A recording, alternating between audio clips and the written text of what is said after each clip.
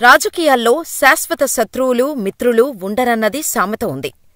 అది నిజమని చెప్పటానికి వైఎస్ జగన్, సోనియాగాంధీలే మనకు ఉదాహరణ. కాంగ్రెస్ సోనియాగాంధీతో విభేదించిన కారణంగానే జగన్ జైలుకు వెళ్లాల్సి వచ్చింది. ఈ విషయం అందరికీ తెలిసిందే. సో, ఇంకా జగన్, సోనియా కలిసే ఛాన్స్ లేదు అని రాష్ట్ర ప్రజలు చాలా స్ట్రాంగ్గా ఫిక్స్ అయ్యారు.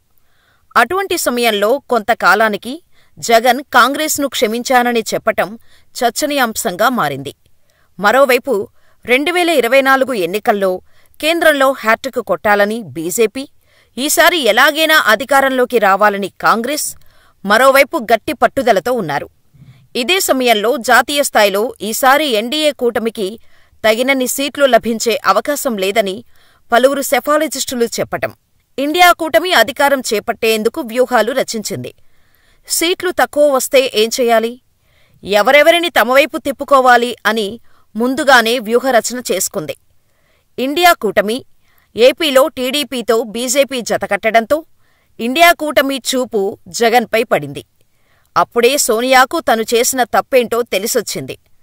తను చేసిన తప్పు తను తెలుసుకుంది. రాజకీయాల్లో గెలుపునే అందరూ చూస్తారు అని అనుకున్న సోనియాగాంధీ ఏపీలో వైసీపీ అధినేత వైఎస్ జగన్మోహన్ రెడ్డి గెలుస్తారని నమ్మి, జగన్ తమవైపు వస్తే ఇండియా కూటమికి కలిసి వస్తుందని భావించి కాల్ చేసి మరీ సోనియాగాంధీ జగన్తో చర్చలు జరిపారు అని అప్పట్లో టాక్ నడిచింది. కాని జగన్ మాత్రం కేంద్రంలో తాము ఎటువైపు అనే అంశంపై క్లారిటీ ఇవ్వలేదు.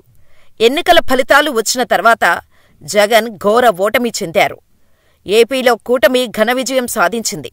కేంద్రంలో బీజేపీ ప్రభుత్వాన్ని ఏర్పాటు చేయటానికి కావాల్సిన మ్యాజిక్ ఫిగర్ 272కు మించి 20 సీట్లు మాత్రమే అధికంగా సాధించగలిగింది. సొంతంగా మెజారిటీని సైతం తెచ్చుకోలేకపోయింది.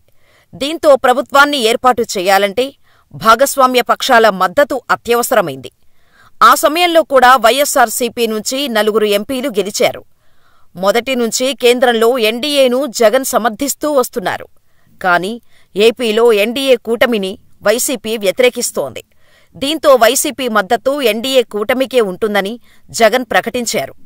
మరోవైపు 2029 ఎన్నికల్లో సైతం ఏపీలో టీడీపీ, బీజేపీ, జనసేన పొత్తుతో ముందుకెళ్లడం ఖాయమైంది. జగన్ కూడా తన ఆలోచన మార్చుకున్నారు. టీడీపీ, జనసేన బీజేపీతో ఉండటంతో ఎన్డీఏకు సపోర్టు ఇవ్వటం వల్ల తనకు వచ్చేది ఏం లేదని అర్థం చేసుకున్న జగన్, ఇంత జరుగుతున్నా సైలెంటుగా ఉంటే రాజకీయ జీవితానికే ఎండ్ కార్డు పుడుతుందనే ఆలోచనతో రాష్ట్రంలో తన రాజకీయ భవిష్యత్తు కాపాడుకోవటం కోసం ఏపీలో ఆటవిక పాలన జరుగుతోందని, జాతీయ స్థాయిలో కూటమి ప్రభుత్వాన్ని ఎండగట్టడం లక్ష్యంగా జగన్ ఢిల్లీలోని జంతర్ మంతర్ దగ్గర చేసిన ధర్నా చేశారు. ఈ ధర్నా విజయవంతమైందనే చెప్పొచ్చు.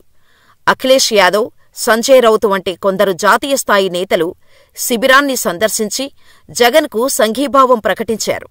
అయితే జగన్ ఈ ధర్నా ద్వారా మరో లక్ష్యాన్ని సాధించారని రాజకీయ విశ్లేషకులు అంటున్నారు. రాబోయే రోజుల్లో కేంద్ర రాష్ట్రాల్లో అధికారంలో ఉన్న ఎన్డీఏపై జగన్ పోరాడాల్సిన పరిస్థితి ఉంది. దీంతో రాష్ట్రానికి రావాల్సిన విభజన హామీలు, ఇతర సాయంపై కేంద్ర రాష్ట్రాల్ని నిలదీసేందుకు తను సిద్ధమని చెప్పకనే చెప్పారు జగన్. అంతేకాదు, లోక్సభ డిప్యూటీ స్పీకర్ పదవిని విపక్షాలకు ఇవ్వాలంటూ వైసీపీ డిమాండ్ చేసింది. ఈ పరిణామాలు చూస్తుంటే పార్లమెంట్లోనూ ఎన్డీఏ కూటమితో నేను అమీతుమీకి సిద్ధమని హింటిచ్చినట్టే తెలుస్తోంది. అంతేకాదు, ఢిల్లీలో చేసిన ధర్నాతో జగన్ తనకు ఇండియా కూటమితో కూడా మంచి సంబంధాలు ఉన్నాయని, అవసరమైతే ఆ కూటమిలోకి జంప్ చేయగలనని బీజేపీ పెద్దలకు సందేశాన్ని చాలా తెలివిగా ఇచ్చారని టాక్ ఉంది. అయితే ఈ వ్యూహం చాలా వరకు సక్సెస్ అయిందని అంటున్నారు రాజకీయ పండితులు. అయితే తన తండ్రి మరణం తర్వాత సీఎం పదవిని వారసత్వంగా తనకు ఇవ్వలేదనే కారణంతో కాంగ్రెస్ నుంచి బయటకు వచ్చి సోనియాగాంధీపై పోరాటం చేసి జైలుకెళ్లిన జగన్ జనంలో మాత్రం కావాల్సినంత సానుభూతి తెచ్చుకున్నారు. ఇప్పుడు అవసరమైతే ప్రధాని మోడీపైనా అదే తరహా పోరాటం చేసి, అవసరమైతే జైలుకెళ్లైనా వచ్చే ఎన్నికలకు రాష్ట్రంలో సానుభూతి తెచ్చుకోవాలనేది జగన్ వ్యూహమని, దీనికోసం నేను మీ కూటమిలోకి వచ్చేందుకు సిద్ధంగా ఉన్నాను అని చెప్పకనే చెబుతూ సోనియాకు సందేశాలు పంపుతున్నారు. జగన్ అనేవారు ఉన్నారు. అయితే ఇప్పుడు జగన్కు సోనియాగాంధీ సపోర్ట్ ఇస్తుందా అంటే ఇస్తుందనే అంటున్నారు. తానే స్వయంగా చాలాసార్లు జగన్ను ఇండియా కూటమిలోకి పిలిచిన సోనియా ఇప్పుడు కూడా జగన్కు సపోర్ట్ చేస్తున్నట్టు చెప్పకనే చెప్పిందని, దీనికి నిదర్శనం జగన్ ధర్నాకు ఇండియా కూటమి నేతలు రావడమేనని అంటున్నారు. అంతేకాదు, ఒకప్పుడు సోనియా జగన్ విషయంలో చేసిన తప్పును ఇప్పుడు సరిదిద్దుకుంటుందని రాజకీయ విశ్లేషకులు అంటున్నారు. ఒకవేళ ఇదే నిజమైతే ఇలాంటి రాజకీయాలలో పండిపోయి ఉన్న మోడీ, అమిత్ షాలు జగన్ రాజకీయానికి ఎలా స్పందిస్తారనేది ఇప్పుడు ప్రశ్నార్థకంగా మారింది.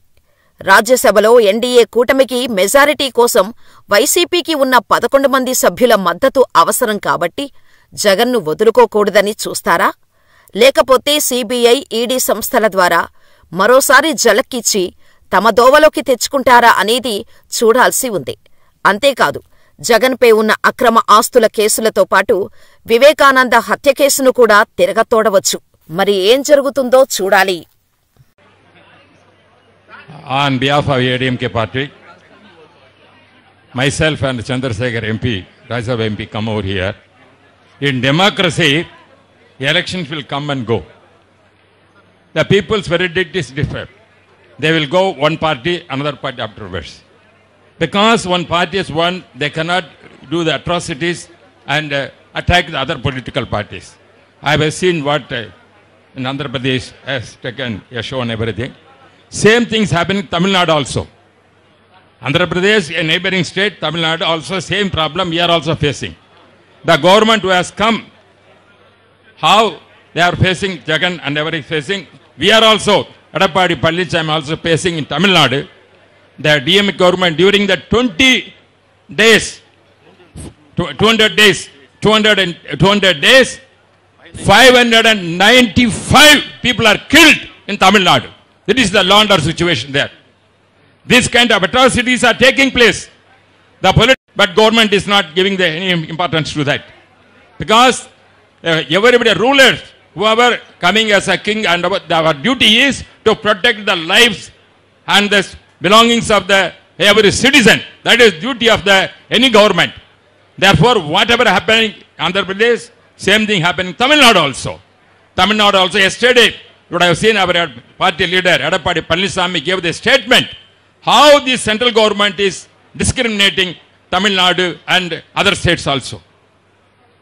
That is where your law and order, if you take example, so many drug addicts are going on in Tamil Nadu.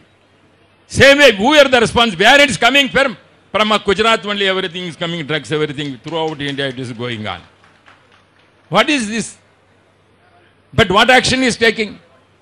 That is why the all young generation, they are affected because of this kind of governments that is going on. Therefore, whatever Jagan has taken an initiative to highlight about the state government's right here, and also to show that let the central government are aware what is going on in states, the same way we are requesting the central government has to take action, this kind of atrocities, whichever is taking, Andhra Pradesh and Tamil Nadu. Especially as I said, Tamil Nadu also, we are suffering a lot. We cannot even a party members, the DMK people are atrocious, they are killing many people. Recently we heard Armstrong, one person is a great leader, Dalit leader. He is assassinated. There is no protection for them.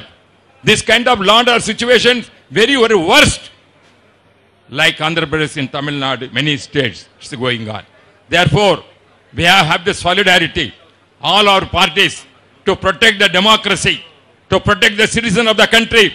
Not only protection to Andhra people, Tamil Nadu people also protected. This is the voice we are raising here. As unitedly, we want to fight this kind of atrocities which is taking place in our part. We must not say democracy, we elected people, we are fight for that kind of things. Therefore, once again, I am telling, I am not only Andhra Pradesh, even Tamil Nadu also, the DMK government making lot of atrocities. Many people are died. As I said, 200 days, 595 people are murdered and killed. This is the situation is going on. Therefore, I am happy that he has initiated thing. Our party also Morid law and order, not only in Tamil Nadu is facing. That is why I come over here to see that all must cooperate and see that democracy can be preserved in this country. This is our prime duty. Thank you very much.